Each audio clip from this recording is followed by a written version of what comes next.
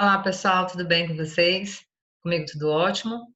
E nós vamos trabalhar na nossa aula de redação hoje alguns lembretes com vocês, relevantes para que vocês tenham um bom rendimento na prova de redação. Bom, é, algumas posturas, algum comportamento, algumas atitudes nossas são muito importantes antes e durante a prova. Por exemplo, antes da prova é essencial, principalmente nesse momento de estudo independente que vocês estão trabalhando, que a gente está vivendo devido à pandemia, ter uma postura diferenciada dos outros. Eu sei que essa orientação é batida, que vocês já conhecem, que vocês já sabem, mas às vezes a gente relaxa, a gente precisa ser relembrado. Então, assim, é, nós teríamos 3 aulas semanais presenciais, né?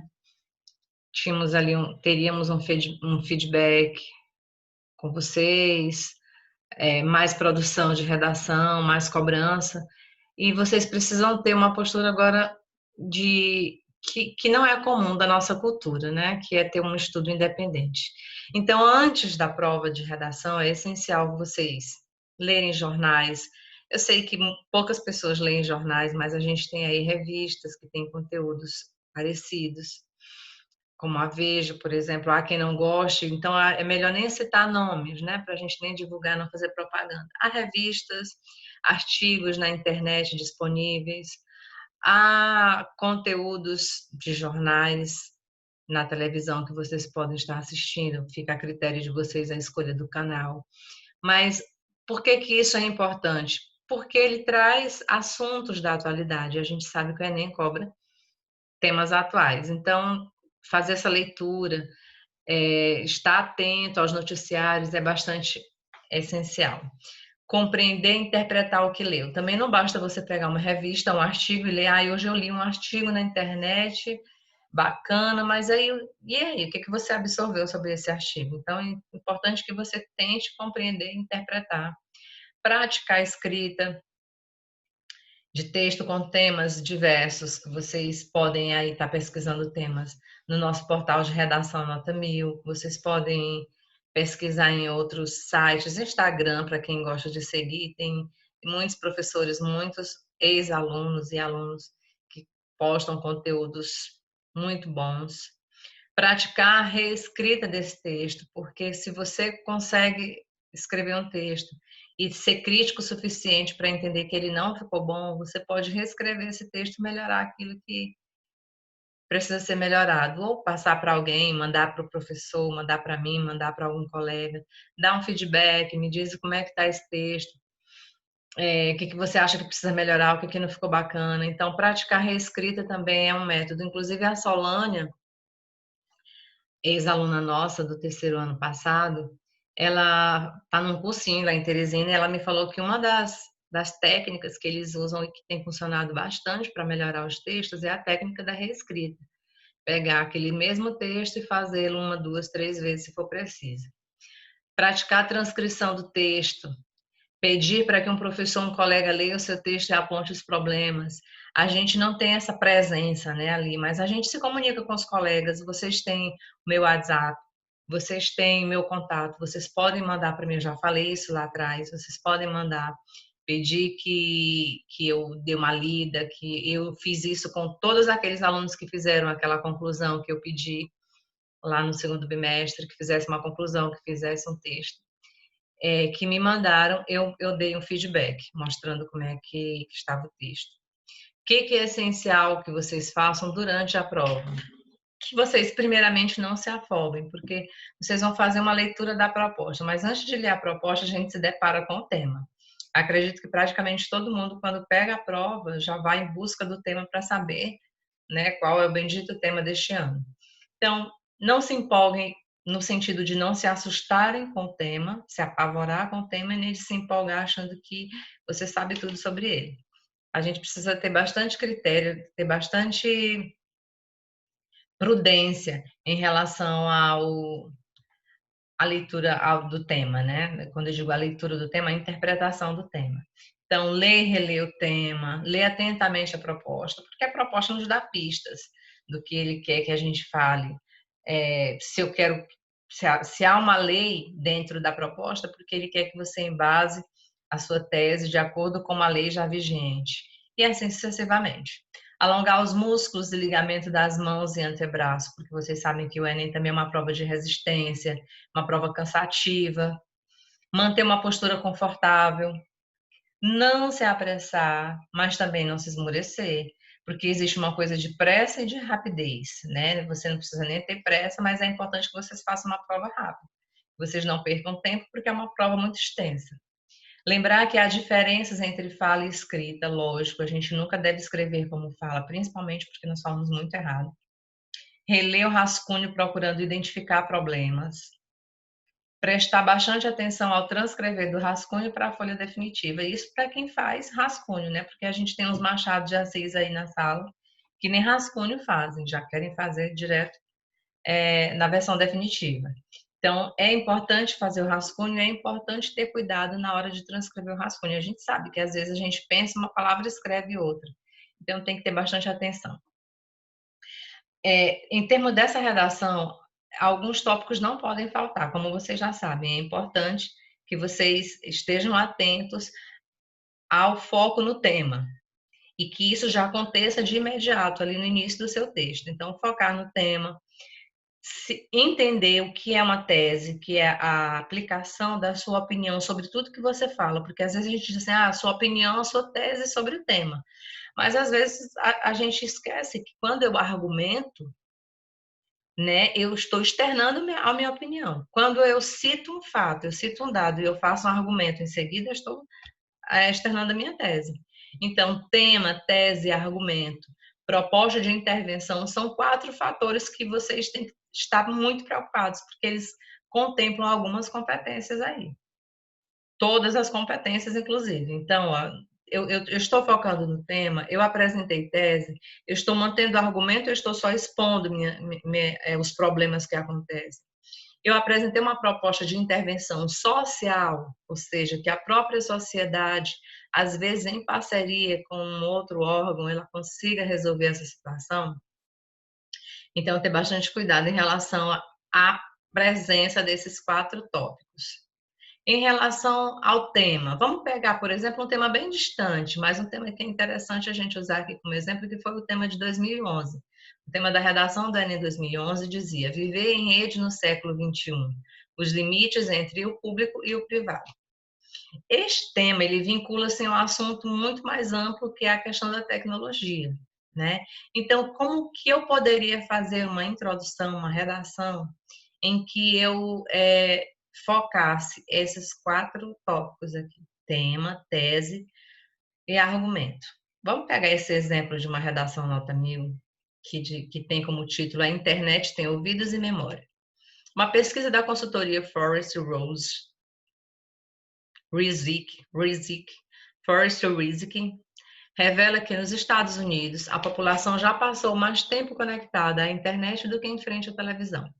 Os hábitos estão mudando. No Brasil, as pessoas já gastam cerca de 20% do seu tempo online em redes sociais. A grande maioria dos internautas, que são 72% de acordo com o Ibope Media, pretende criar, acessar e manter um perfil em rede. Faz parte da própria socialização do indivíduo do século XXI estar numa rede social. Não estar equivale a não ter uma identidade ou um número de telefone no passado. Acredita Alessandro Barbosa Lima, CEO da Elife, empresa de monitoração e análise de mídias. No Brasil, entre os consultores ou os consumidores da classe C, pedir para adicionar no Orkut já é tão comum quanto trocar telefones. Isso porque nós estamos lá em 2011, tá? Então o Orkut estava no auge. E tal. Redes sociais são ótimas para disseminar ideias, tornar alguém popular e também arruinar reputações. Um dos maiores desafios dos usuários de internet é saber ponderar o que se publica nela. Especialistas recomendam que não se deve publicar o que não se fala em público, pois a internet é um ambiente social e, ao contrário do que se pensa, a rede não acoberta anonimato, uma vez que mesmo quem se esconde atrás de um pseudônimo pode ser rastreado e identificado. Aqueles que, por impulso, se exaltam e cometem gafes podem pagar caro. E aí eu tenho somente uma introdução e uma parte de um desenvolvimento. Vocês veem que o tema é uma preocupação constante, né? A apresentação dos argumentos em relação à postura do internauta diante da internet, diante da tecnologia, ela aparece. Então, a gente tem que ter bastante cuidado, principalmente com essa questão do tema. Quais são alguns cuidados para eu não desviar para outro tema? Por exemplo, o assunto desse tema era a tecnologia. E tranquilamente as pessoas poderiam se desviar o olhar, o sentido, para temas como a influência do celular, o comércio via web, a inclusão digital, hackers e crimes cibernéticos e muitos outros. Mas se a gente prestar bastante atenção, o que o tema pede é que a gente fale sobre viver em rede no século XXI, os limites entre o público e o privado. Vocês vejam que aí já ficou claro, né? Quando ele inicia aqui nesse parágrafo, diz redes sociais são ótimas para disseminar ideias, tornar alguém popular e também arruinar reputações. Um dos maiores desafios dos usuários da internet é saber ponderar o que se publica. Por quê? Porque a partir do momento que eu publico, eu estou me expondo em um ambiente social. Então, é preciso ter bastante cuidado, porque às vezes um tema ele nos leva a falar sobre outros assuntos. Olha aqui, ó. O tema é viver em rede no século XXI, os desafios entre o público e o privado. Para abordar o tema proposto, o participante deveria abordar o uso das redes sociais, como no caso, na época, o Orkut, o Twitter e o Facebook, porque a gente ainda não tinha, acredito eu, Instagram e WhatsApp, dentre outras, discutindo o problema da privacidade. Quais seriam os pontos positivos e negativos da exposição da vida pessoal que hoje ocorrem devido aos avanços tecnológicos? Era isso que o candidato deveria focar. E ter bastante cuidado em relação a essa questão do tema, porque sobre ela a gente é diretamente cobrado na competência 2, que diz assim: o candidato deve compreender a proposta de redação e aplicar conceitos das várias áreas de conhecimento para desenvolver o tema dentro dos limites estruturais do texto dissertativo e argumentativo. Se eu fujo ao tema, eu começo perdendo aqui na competência 2. Provavelmente eu vou perder na competência 5, porque eu vou apresentar uma proposta para um tema que não está me pedindo. Então, eu consigo perder na 2 e consigo perder na 5. Eu consigo perder na 3 e na 4, porque é a questão da coesão e da coerência também. Então, eu acabo perdendo, prejudicando o meu texto todo. Eu perco em várias partes, tá? Uma outra atenção para um assunto que muita gente despreza é para a questão da legibilidade da letra. Gente, além de evitar dúvidas na correção, você tem certeza de uma correção justa. Tem gente que tem uma letra tão pequenininha e seria tão fácil trabalhar um pouco isso e aumentar essa letra. Tem gente que tem uma letra ilegível e acha que não está nem aí, que o corretor que se vire para corrigir. Só que os corretores dos vestibulares, eles não são os professores de vocês da sala de aula, que vão tentar fazer de tudo para entender o que você está dizendo, você está querendo dizer e não te prejudicar na nota do bimestre. Então, assim, eles não têm vínculo nenhum e é justificável tranquilamente, inclusive zerar a redação por conta dessa questão da letra. Então, tome bastante cuidado. Agora que vocês estão praticando mais, assim, eu digo praticando mais porque a gente já teve uma prova, vocês já enviaram uma redação lá no primeiro bimestre, mesmo que ela não tenha sido corrigida porque ela não foi impressa e entregue a mim, vocês fizeram, mas digitado. Então, quem tem dificuldade com letra legível, bora praticar. Vamos pegar aqui um exemplo de uma introdução, uma redação de uma aluna que usou como tema também a cidadania virtual. Ela escreveu o seguinte: assistimos hoje ao fenômeno da expansão das redes sociais no mundo virtual. Isso aqui que está em negrito são essas partes que eu falei para vocês. Aqui, por exemplo, eu já tenho a explanação do tema. Um crescimento que ganha atenção por sua alta velocidade de propagação, trazendo como consequências diferentes impactos para o nosso cotidiano. Seria já a tese dela sobre esse tema. Assim, faz-se necessário um cuidado, uma cautelosa discussão, a fim de encarar essa nova realidade com uma postura crítica e cidadã, para então desfrutarmos dos benefícios que a globalização dos meios de comunicação pode nos oferecer. Em relação a essa redação dessa candidata, eu pediria a vocês simplesmente que tirem a primeira pessoa do plural como assistimos, que pode nos oferecer, porque você pode acabar deixando todo o seu texto em primeira pessoa e a gente sabe que o Enem exige a terceira pessoa. Então, aqui ela contempla todas aquelas partes da redação que a gente falou para vocês anteriormente. Em relação à tese, né? Já falamos do tema, vamos ver o que a gente tem a falar hoje sobre tese. A tese é a ideia que o autor defende em seu texto. Então, muita gente diz, eu não entendo tese. Gente, tese é a ideia, é a opinião que você defende sobre aquele determinado tema, aquele determinado argumento ao longo do seu texto. Então, ela deve aparecer não só na introdução, porque em muitas falas de alguns professores ou até mesmo no nosso pensamento, a gente acha que a tese ela só deve aparecer ali depois que eu apresento o meu tema, mas não, a tese ela deve aparecer ao longo do meu texto. Quando ela escreve assim faz-se necessário um cuidado, uma cautelosa discussão a fim de encarar essa nova realidade com uma postura crítica e cidadã, para então desfrutarmos dos benefícios que a globalização dos meios de comunicação pode nos oferecer, é a ideia dela sobre a questão da tecnologia, sobre a questão da expansão das redes sociais no mundo virtual.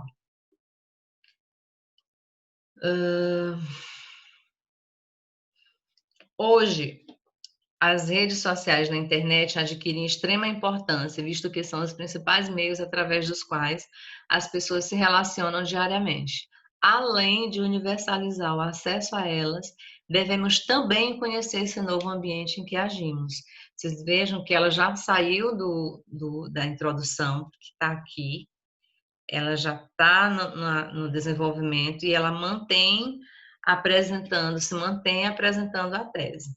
Uma outra questão da atenção que a gente deve ter é em relação ao título. Vocês vejam que todos esses exemplos que eu trouxe aqui têm título, mas o título é um elemento opcional na redação do Enem, pelo menos até o ano de 2019.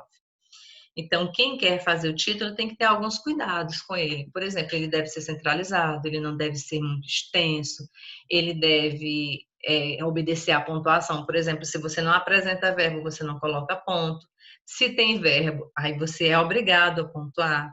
É importante que você faça o título ao final do texto, para que você consiga pensar numa ideia que, de repente, sintetize um parágrafo ou o próprio texto e ele seja interessante, porque você já pode ganhar o seu corretor ali já na leitura do título e tal.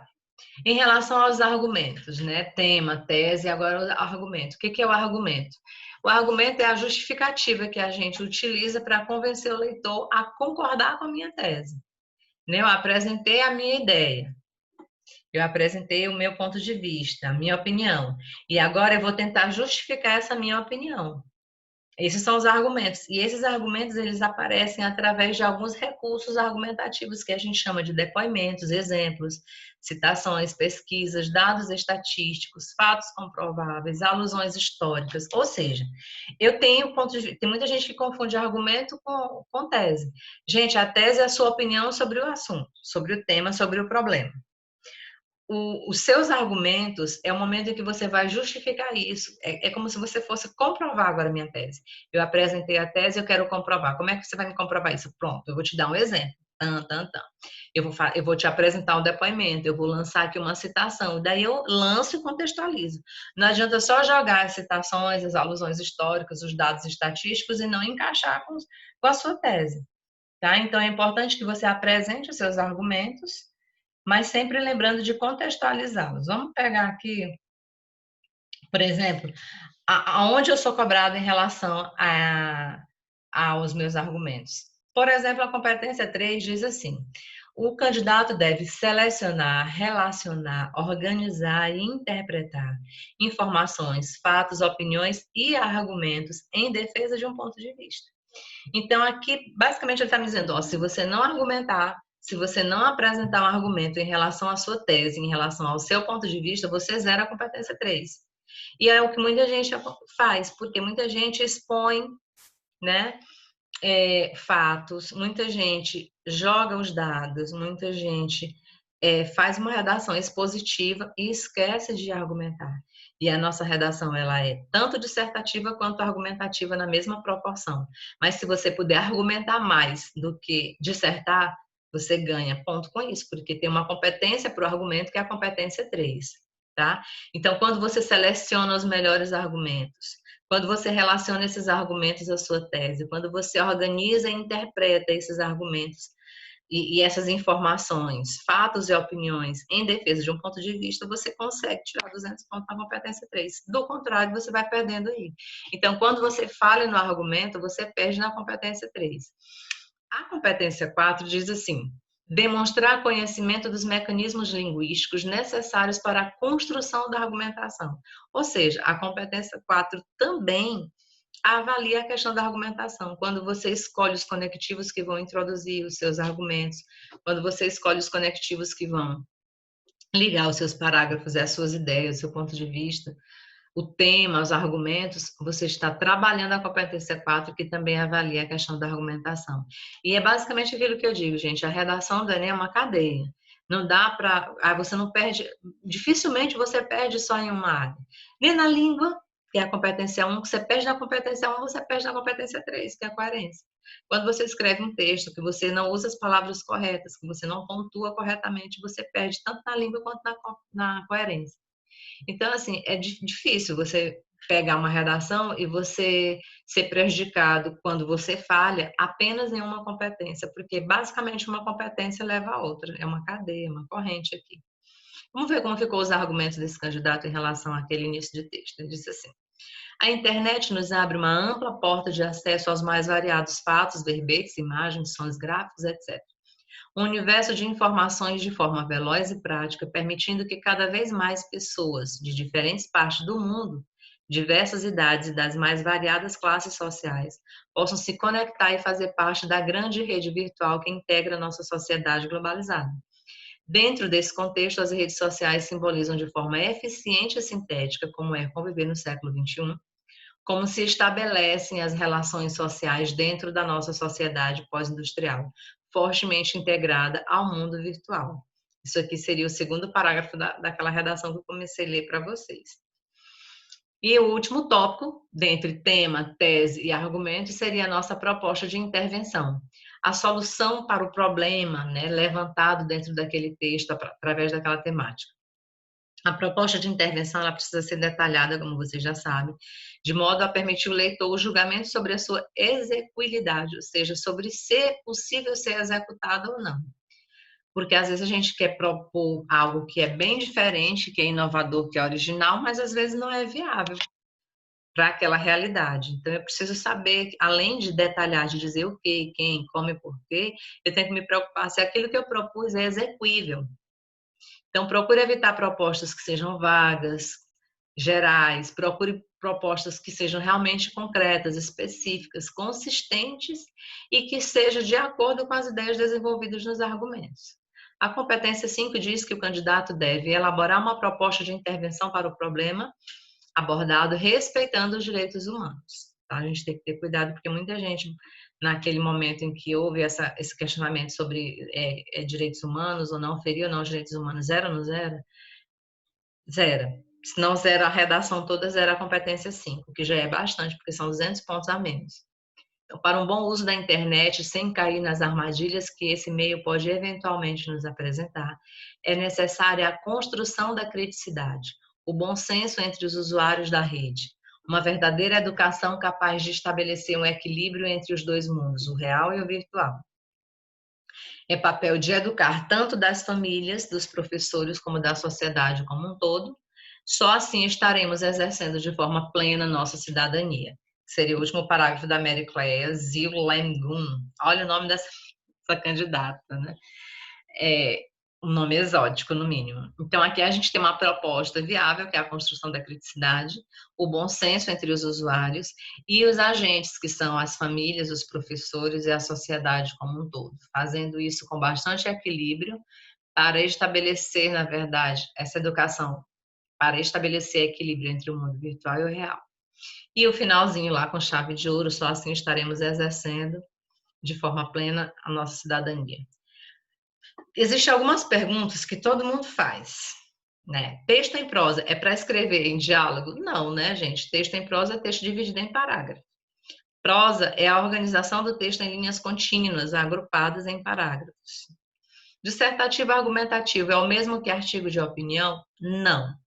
Dissertativo argumentativo é um tipo de texto, artigo de opinião é um gênero textual, tá? Então, tem um tipo de texto e tem o gênero textual, que é uma coisa totalmente diferente. Eu acredito até que a gente vai trabalhar isso nesse bimestre, onde a gente vai estar usando mais a apostila de vocês, vocês vão entender melhor essa diferenciação. Eu não vou explicar agora para o vídeo não ficar muito alto, porque nós já estamos com 26 minutos de aula, já quero encerrar. O texto dissertativo argumentativo é um texto opinativo que se organiza na defesa de um ponto de vista sobre determinado assunto, e nele a opinião é fundamentada com explicações e argumentos para formar a opinião do leitor ou ouvinte, tentando convencê-lo de que a ideia defendida está correta. Só para vocês terem uma noção, né? Posso escrever meu texto em um parágrafo apenas? Não, nunca, jamais. Introdução, desenvolvimento e conclusão, então no mínimo 3 parágrafos. Mas só pode ter 3 parágrafos? Não. Quando se sugere 3 parágrafos, presume-se que você vai desenvolver introdução, desenvolvimento e conclusão. Mas você pode ter até 5 parágrafos. Posso escrever só com letras maiúsculas? Pode, mas você tem que diferenciar as maiúsculas das minúsculas, como está aqui, Orkut, Twitter, Facebook, tá bom? Para quem tem letras de forma e às vezes se preocupa. E se der um branco na hora? Aí você relaxa, ora a Deus que passa, mas não passa não, gente. A gente precisa se preparar. Se a gente se preparar, não vai dar branco, não. Se a gente ler bastante, se a gente treinar, não vai dar branco. Bom, lê as instruções da prova, braço da carteira não é mesa de lanchonete, alimente-se bem, descanse, estudar em demasia faz mal, você precisa de uma vida social, mantenha o foco, respire direito, alongue o pescoço e antes de começar, vá ao banheiro. E todas essas dicasinhas aqui, o Ricardo passa para vocês antes da prova do Enem. Por hoje é só, um abraço e até a próxima.